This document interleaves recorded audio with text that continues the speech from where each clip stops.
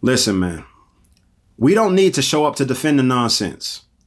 If someone from one of our communities does something dishonorable and they get called out for that, let them sit in that. Yeah, fuck they feelings. Let them feel that, because feeling that shame is going to ensure they come correct the next time. When we show up in defense of deadbeat fathers, meaning fathers who don't even make an attempt to be in their children's lives, when we show up in defense of mothers who use their children as collateral, when we show up in defense of parents who already have one child they can't afford, and they continue to have more children, when we show up in defense of a culture that promotes negativity, when we show up in defense of a narrative that furthers our divide, we're doing our community a disservice. Not only are we providing a rest haven for those individuals to feel comfortable in, but we're creating the narrative that such behavior is acceptable. This is why the known killers are not only respected, but protected in our neighborhoods. Why destructive music is played at full blast.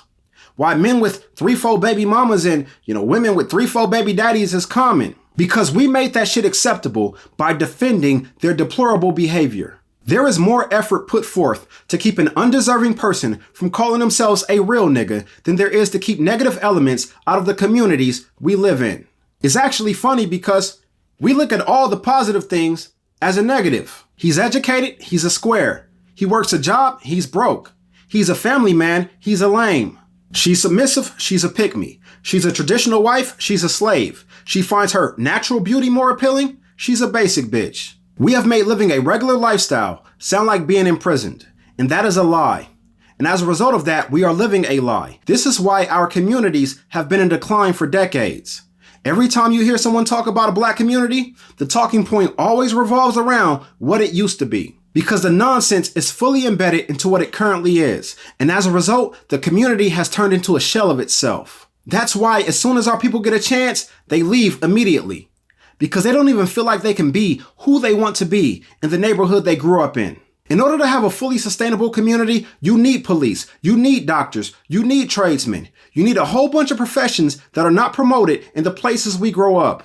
And when someone like a Nip Hussle becomes rich and famous from one of the professions that we do promote, and they stay and try and build their community up, their own community takes their life. Because once again, being a killer is respected. Do y'all know how many people can't even go home? Can't pull up on a place they done ate 1,000 times? Can't pull up on a old school, pull up on a old teachers? Can't knock on a neighbor's door, see how they doing?